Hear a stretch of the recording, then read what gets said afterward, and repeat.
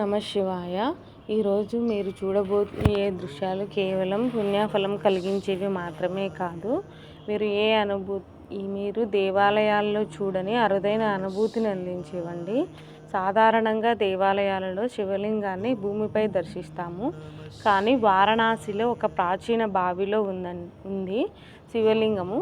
ఇక్కడ పాతాళేశ్వరుడిగా కొలువై ఉన్నాడండి. సంవత్సరానికి ఒక్కరోజు నాగపంచమి రోజున మాత్రమే ఈ బావిలోకి భక్తులను అనుమతిస్తారు. ఆ రోజు శివలింగాన్ని ప్రత్యక్షంగా దర్శించే అవకాశం కలుగుతుంది. ఇప్పుడు మనం ఆ అద్భుత దృశ్యాలను చూస్తూ ఆ పవిత్రతనైతే అనుభవిద్దామండి. ఇక్కడ మీరు వేలాది మంది భక్తులు బావి చుట్టూ గుమికూడడము, అందరూ ఈ రోజు కోసం ఏడాది అంతా ఎదురు చూస్తారండి. చిన్నపిల్లల నుండి వృద్ధుల వరకు చిత్తశుద్ధితో వచ్చి ఆ శివలింగం దర్శనం కోసం అయితే వేచి చూస్తారండి. భక్తులు బావిలోకి జాగ్రత్తగా దిగుతారు. అది ఒక చిన్న మార్గం కాదు, గట్టిగా పట్టుకొని జారకుండా అయితే దిగాలి. అందులో పూజారి గారు పూజా సామాగ్రితో అయితే సిద్ధంగా ఉన్నారు. పాలు, పంచామృతము, పుష్పాలు, బిల్వపత్రాలు అన్నీ సిద్ధంగా ఉంటాయండి. అక్కడ ఉంచుతారు. ఈ లింగం గురించి చెబుతారు, ఇది భూమిలో నుంచి తానే తేలి వచ్చిందండి అని పురాణ గాథలు అయితే అక్కడ చెబుతున్నాయి. ఇక్కడ పాతాళేశ్వరుడు భూలోకం కంటే దిగువన ఉన్న స్థితిలో ఉండడం వల్ల పాతాళేశ్వర లింగం అని పిలుస్తారండి. పూజా విధానం అయితే ఇక్కడ ఇలాగైతే ఉంటుందండి. మొదట గంగాజలంతో అభిషేకం అయితే, తర్వాత పాలాభిషేకము, ఆ తర్వాత పంచామృతము, పసుపు కుంకుమలతో శివలింగాన్ని శుభ్రపరచడము, రుద్రాభిషేకంతో పాటు భక్తులు ఓం నమ శివాయ అనే మంత్రాన్ని పక్క నుండి పారాయణం అయితే చేస్తున్నారండి.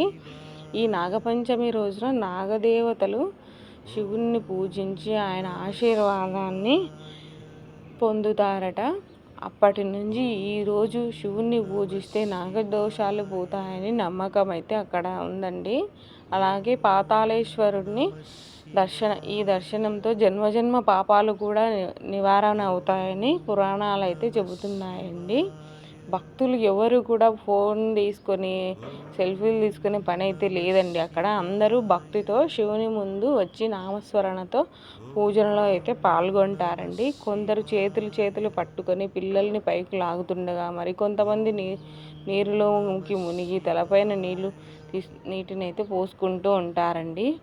ఇక్కడ ఈ దర్శనం చాలామందికి కన్నీళ్లు తెప్పించే అనుభూతిని అయితే కలిగిస్తుందండి. ఏడాది పొడవునా ఎదురు చూసిన ఈ పుణ్యక్షణం ఇది. ఈ శివుని కరుణ, ఈ దృష్టి లభించిన అనుభవం ప్రతి ఒక్కరూ ఇంకోసారి వచ్చే ఏడాదికి మళ్ళీ రాశివా అని ప్రార్థిస్తూ అయితే బయటికి వస్తారండి. ఈ వీడియో మీకు నచ్చిందా అండి? ఈ అరుదైన దర్శనాన్ని మీ కుటుంబము, స్నేహితులతో పంచుకోండి. మీరు కూడా వారం రోజులు భక్తితో గడపాలంటే శివనామస్మరణ మొదలు పెట్టండి. ఇలాంటి మరికొన్ని వీడియోల కోసం అనుశ్రీ బ్లాగ్స్ని అయితే సబ్స్క్రైబ్ అయితే చేయండి, లైక్ అయితే చేయండి. మీకు ఈ వీడియో ఎలాగ అనిపించింది అనేది అయితే కామెంట్ రూపంలో తెలియజేయండి. మరో ఇంట్రెస్టింగ్ వీడియోతో మళ్ళీ కలుద్దాం. ఓం నమ శివాయ.